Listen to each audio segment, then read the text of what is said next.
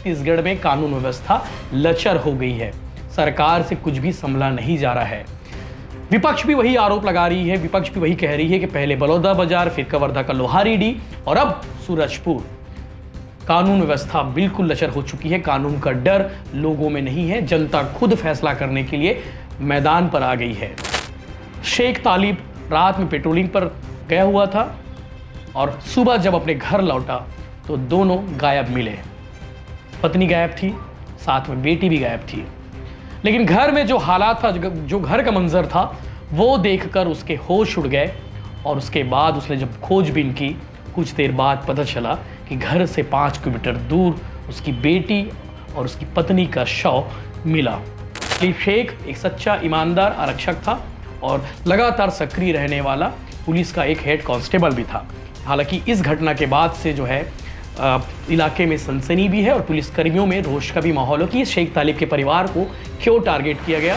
नमस्कार, जय जोहार, जय छत्तीसगढ़। अगर छत्तीसगढ़ में दंगों की बात होगी तो 3 दंगे जरूर याद रखे जाएंगे। 10 जून बलौदाबाजार हिंसा, आपको ये घटना मालूम होगी, लोगों ने कलेक्ट्रेट परिसर में आग लगा दी थी। और उसके बाद कवर्धा का लोहारीडी, इस घटना में 3 लोगों की मौत हुई थी। पहली मौत कचरू साहू की। और तीसरी बड़ी वारदात, अगर तीसरे बड़े दंगे की बात करेंगे तो सूरजपुर दंगे का नाम जरूर आएगा। सूरजपुर में क्या हुआ, आज सुबह से आपने पढ़ा होगा, देखा होगा, टीवी में सुना होगा, तमाम सोशल मीडिया पर आपने ये खबर देखी होगी। एक आरक्षक है, सूरजपुर कोतवाली थाने में पोस्टेड है, हेड कांस्टेबल तालिक शेख, ये हेड कांस्टेबल है और सूरजपुर कोतवाली थाने में पोस्टेड है। इनकी पत्नी और एक बच्ची को गला काटकर एक कुलदीप साहू नाम के दुर्दांत अपराधी ने मार डाला। शेख तालिब रात में पेट्रोलिंग पर गया हुआ था और सुबह जब अपने घर लौटा तो दोनों गायब मिले। पत्नी गायब थी, साथ में बेटी भी गायब थी। लेकिन घर में जो हालात था, जो घर का मंजर था, वो देखकर उसके होश उड़ गए और उसके बाद उसने जब खोजबीन की, कुछ देर बाद पता चला कि घर से 5 किलोमीटर दूर उसकी बेटी और उसकी पत्नी का शव मिला। पुलिस की टीम मौके पर पहुंचती है, पुलिस जांच में जुटती है कि आखिर घटनाक्रम क्या है। पूरी कहानी सामने आती है एक जिला बदर अपराधी, गुंडा, बदमाश कुलदीप साहू, जिसने इस हत्याकांड को अंजाम दिया है और उसके बाद से वो फरार है। कुलदीप साहू की गिरफ्तारी को लेकर आज बवाल हुआ। कुलदीप साहू के घर में तोड़फोड़ हुई, उसकी गाड़ियों को आग के हवाले कर दिया गया और आग के हवाले करने के बाद सियासत भी इस पर लगातार हो रही है। कांग्रेस कह रही है कि छत्तीसगढ़ में कानून व्यवस्था लचर हो गई है, सरकार से कुछ भी संभला नहीं जा रहा है। विपक्ष भी वही आरोप लगा रही है, विपक्ष भी वही कह रही है कि पहले बलौदाबाजार, फिर कवर्धा का लोहारीडी और अब सूरजपुर। कानून व्यवस्था बिल्कुल लचर हो चुकी है। कानून का डर लोगों में नहीं है। जनता खुद फैसला करने के लिए मैदान पर आ गई है। वहीं भाजपा ये सवाल उठा रही, भाजपा ये आरोप लगा रही है, जिस कुलदीप साहू ने हत्याकांड को अंजाम दिया है, ये कुलदीप साहू NSY का पदाधिकारी है, कांग्रेस का नेता है, कांग्रेस का कार्यकर्ता है और उसकी फोटो भी सोशल मीडिया पर लगातार वायरल हो रही है। गौरीशंकर श्रीवास है भाजपा नेता, उन्होंने वो फोटो पोस्ट करते हुए लिखा है कि भूपेश बघेल के सच्चे कार्यकर्ता सपूत ने इस कांड को अंजाम दिया है। हालांकि इस पर सियासत लगातार होती रहेगी, हम आगे आज पर बात करेंगे। लेकिन आपके मन में सवाल होगा कि आज सूरजपुर में क्या हुआ है, रात में क्या हुआ था। ये विवाद किस बात को लेकर था कि कुलदीप साहू जो जिला बदर का आरोपी था, जिला बदर का अपराधी था, उसने अपने ही सूरजपुर उस इलाके में कैसे इतनी बड़ी वारदात को अंजाम दे दिया और तालिब शेख से उसकी क्या दुश्मनी है, जिसको लेकर उसने एक पुलिसकर्मी की परिवार को मौत के घाट उतार दिया। लोग ये भी सवाल कर रहे हैं कि भैया पुलिसकर्मी, पुलिस वाले और उनके परिवार वाले सुरक्षित नहीं है तो जनता का क्या होगा। सारे विषयों पर बात होगी, किस नेता ने क्या कुछ कहा है और ये घटना क्या था, पूरा घटनाक्रम आपको सिलसिलेवार समझाने की कोशिश करते हैं। लेकिन उससे पहले आज दिन भर क्या हुआ ये भी आपको बताते हैं कि कुलदीप साहू के घर और गोदाम के बाहर जो गाड़ी थी, उस गाड़ी में आग लगा दी गई है गुस्साई भीड़ ने। शाम तक तनाव का माहौल था और सूरजपुर थाने के सामने चक्का जाम भी हुआ था। हालांकि चक्का जाम अब रिलीज हो चुका है और इलाके में भारी संख्या में फोर्स को तैनात कर दिया गया है और आरोपी कुलदीप साहू की तलाश पुलिस सरगर्मी से कर रही है। कि आखिर अब आपके मन में सवाल होगा कि ये बवाल क्या था, किस बात को लेकर विवाद था। 2 दिन पहले का विवाद है। संदीप साहू ये कुलदीप साहू का बड़ा भाई है कुलदीप साहू का बड़ा भाई संदीप साहू जो है विसर्जन के दौरान जो है विवाद हुआ था कुछ लोगों के साथ में। पुलिस उसे उठाकर ले आई स्थानीय नेताओं के कहने पर और इसके बाद थाने में इसकी पिटाई भी हुई थी। हत्याकांड के आरोपी कुलदीप साहू का बड़ा भाई संदीप साहू, जिसके खिलाफ कोई आपराधिक रिकॉर्ड नहीं है, इसे लेकर कुलदीप साहू भड़का हुआ था। कह रहा था कि मेरे बड़े भाई को क्यों उठाया गया, मेरे बड़े भाई ने कोई अपराध नहीं किया है, उसे जबरदस्ती फंसाया गया है। लेकिन उस दिन घटनाक्रम में शामिल था, ऐसा पुलिस के रिकॉर्ड में है। बताया जा रहा है कि कुलदीप साहू ने अपने बड़े भाई से मारपीट करने वाले को टारगेट किया था और इसमें जो है तालिब शेख भी शामिल था। तालिब शेख एक सच्चा ईमानदार आरक्षक था और लगातार सक्रिय रहने वाला पुलिस का एक हेड कांस्टेबल भी था। हालांकि इस घटना के बाद से जो है इलाके में सनसनी भी है और पुलिसकर्मियों में रोष का भी माहौल हो कि शेख तालिब के परिवार को क्यों टारगेट किया गया। शेख तालिब जो है नाइट में पेट्रोलिंग करने के बाद सुबह जब अपने घर गया तब दोनों की लाश थोड़ा दूर पहले ही मिली। रात में विवाद हुआ था। तब आपको बताते कि रात का विवाद क्या था। आपको बता दें कि कुलदीप साहू जो है रात में एक पुलिस आरक्षक पर हमला भी किया था, उसके ऊपर तेल डाल दिया था, खौलता हुआ तेल।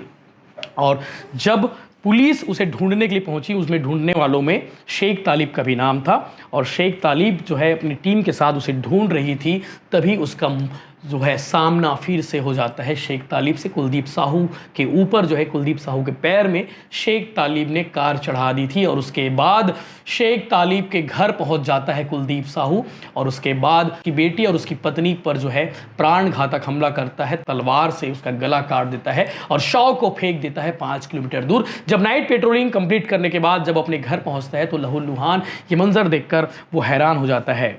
तत्काल पुलिस अधिकारियों को सूचना दी जाती है, दोनों की खोजबीन की जाती है, लेकिन कुलदीप साहू मौके से फरार था।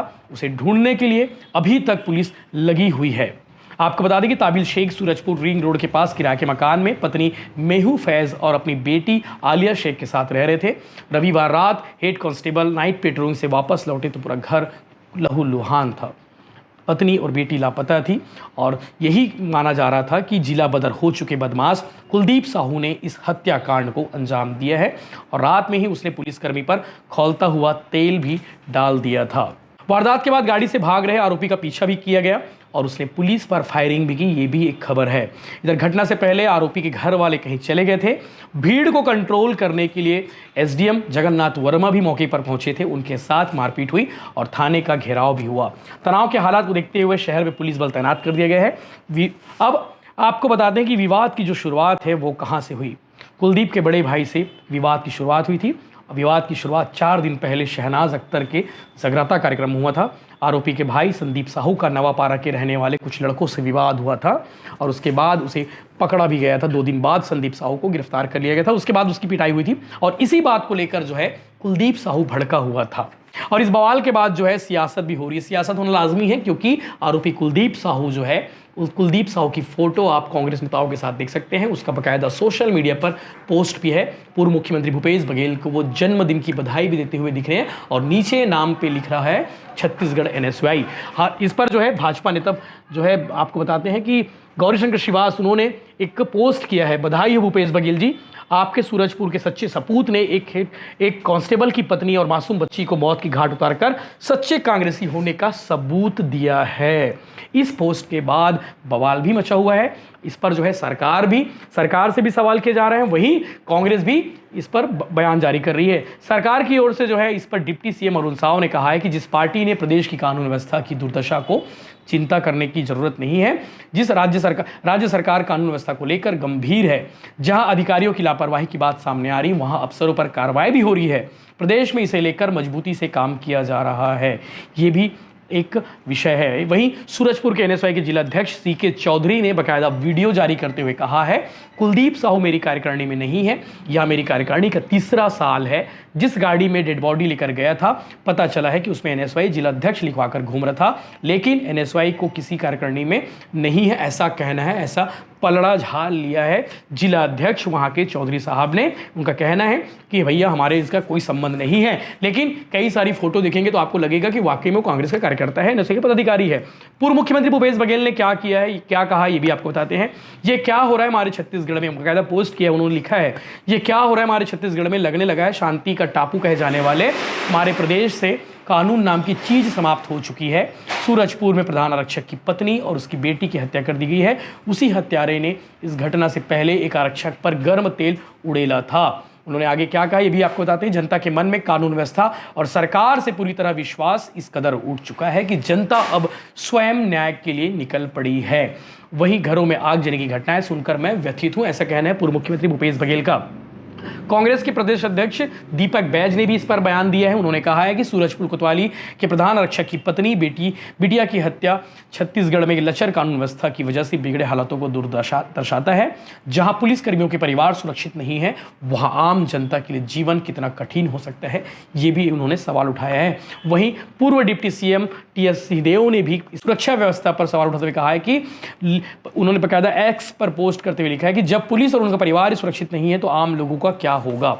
ये तो हो गई सियासत की बात, इस पर लगातार सियासत होती रहेगी, लेकिन बवाल और सवाल अभी भी कायम है कि आखिर इतनी बड़ी घटना को कैसे अंजाम दे दिया इस दुर्दांत आरोपी जो जिला बदर की कार्रवाई में था। जिला बदर के खिलाफ इसके खिलाफ कार्रवाई हुई थी, उसके बावजूद सूरजपुर इलाके में कैसे घूम रहा था, ये भी अपने आप में बड़ा सवाल है। पुलिसकर्मियों के परिवार पर हमला हो जा रहा है, पुलिसकर्मियों पर हमला हो जा रहा है, तो सवाल अभी भी है कि जनता कैसे सुरक्षित रहेगी। अपने आप में ये बड़ा सवाल। आगे आप सुनिए इस विषय को लेकर जांच अधिकारी ने क्या कुछ कहा है, एनएसओआई के जिलाध्यक्ष ने क्या कहा, ये भी आप सुनिए। मैं चंद्रकांत चौधरी, मैं सूरजपुर एनएसओआई का जिलाध्यक्ष हूँ। आज कुछ घटित घटना हुई है सूरजपुर जिले में। जो लड़का घटना को अंजाम दिया है उसको एनएसओआई के नाम से जोड़ा जा रहा है कि वो पदाधिकारी है, जबकि आज तक मैंने जितनी भी नियुक्ति जारी की है उसमें कुलदीप साहू का नाम कहीं पे अंकित नहीं है, जिसमें बार बार परेशान किया जा रहा है। भाजपा सरकार द्वारा दबाव दिया जा रहा है कि उसको कहीं न कहीं एनएसओआई में किसी पद पे उसको नियुक्त किया गया है, जबकि आज तक ऐसा कुछ नहीं है। मेरे जितनी भी नियुक्ति पत्र हैं उसमें कुलदीप नाम साहू कहीं पे अंकित नहीं है। ये जबरदस्ती भाजपा सरकार द्वारा हम कांग्रेस वासियों को जबरदस्ती अंधेर में ढकेला जा रहा है। मैं स्वयं को अपने आप को बता रहा हूं कि आज तक मेरे किसी भी कार्यक्रम किसी भी चीज में कुलदीप साहू मेरे साथ नहीं रहा है। जबरदस्ती हमको हमारे पार्टी को गिराने की कोशिश की जा रही भाजपा सरकार द्वारा, जिसका हम पूर्ण विरोध करेंगे।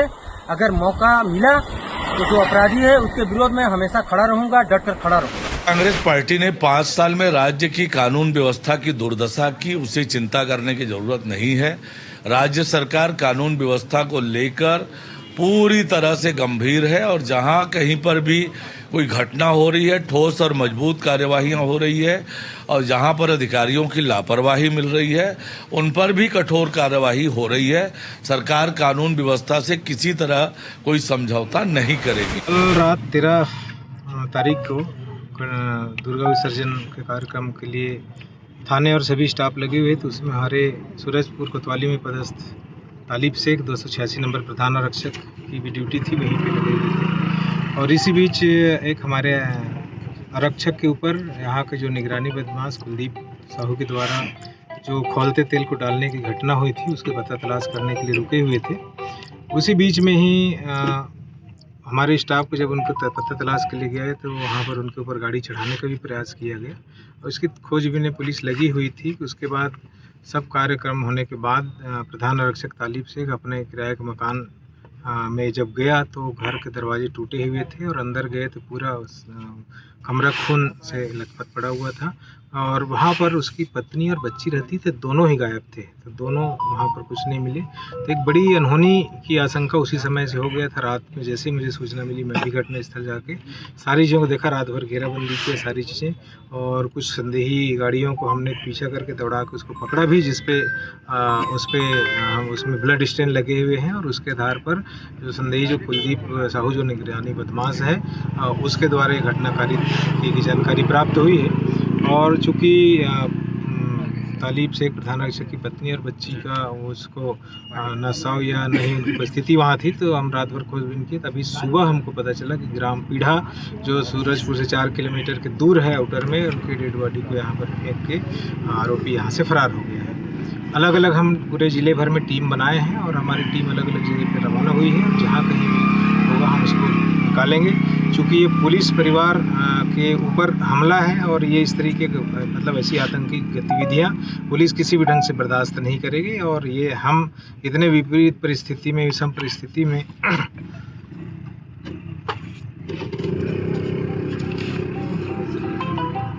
सर, लटोरी क्षेत्र में एक गाड़ी पाई गई है, उसमें फायरिंग की भी बातें हैं। नहीं, उस हमारे यहाँ टीम जब हम जा रहे थे तो उसमें संदेही देख के फरार हुआ था और उसी के आधार पे हम लोग जो नंबर जारी हुआ था उसके आधार पे तो उसमें हमारी टीम के द्वारा उसके टायर पे फायर करके उसको गाड़ी को उस वहाँ पर रोका गया था। तो पुलिस के द्वारा उनके तरफ से भी उसमें हमारी पुलिस पार्टी की तरफ से फायरिंग हुआ है तो उस पर FIR की कार्रवाई होगी।